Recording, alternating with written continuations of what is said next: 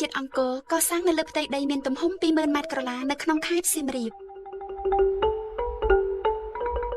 សារមន្ទីរជាតិអង្គរស្ថិតនៅក្នុងខ្នាតលំដាប់ពិភពលោកដែលបង្ហាញអំពីភាពរុងរឿងនៃអរិយធម៌ខ្មែរសម័យបុរាណដែលជាសមិទ្ធផលខាងសិល្បៈនិងវប្បធម៌ក្នុងលក្ខណៈមួយមានន័យស៊ីជម្រៅនិងងាយស្រួលយល់ឥឡូវយើងសូមនាំលោកអ្នកអញ្ជើញចូលទស្សនាសារមន្ទីរដើម្បីស្វែងយល់អំពីប្រវត្តិសាស្ត្រនៃវប្បធម៌ខ្មែរដ៏រុងរឿងដែលមានតាំងបង្ហាញនៅក្នុងបន្ទប់តាំងពីពណ៌ចំនួន8បន្ទប់និងមានបង្ហាញនៅរឿងរ៉ាវប្រវត្តិសាស្ត្រនាសម័យអតីតកាលការស្វែងរកចម្លើយគឺទុកឲ្យប្រជាជនខ្មែររក្សាបាននូវជំនឿលើព្រះពុទ្ធសាសនា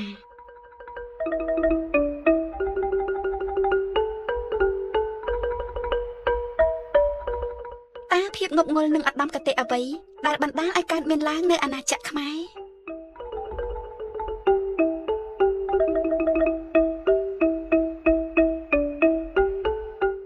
តើអ្វីដែលឆ្លុះបញ្ចាំងនៃជំនឿរបស់ប្រជាជនខ្មែរទៅលើជំនឿនិងសាសនា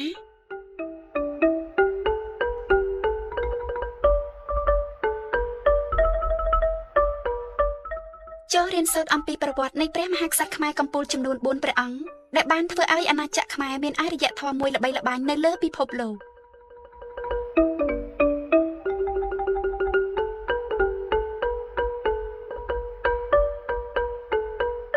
តើអ្វីដែលធ្វើឲ្យស្ថាបត្យករនឹកឃើញស្ថាបនាប្រាសាទតើអ្វីខ្លះទៀតដែលបានប្រកាសជាវត្ថុអស្ចារ្យរបស់ពិភពលោក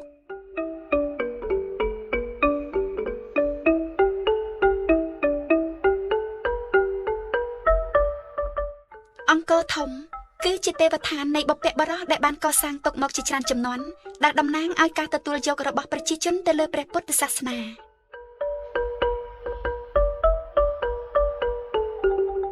ភ្ញៀវទេសចរអាចរៀនសូត្រអំពីតម្លៃប្រវត្តិសាស្ត្រដ៏អស្ចារ្យដែលបានចាស់ជាអក្សរខ្មែរបុរាណនៅលើថ្ម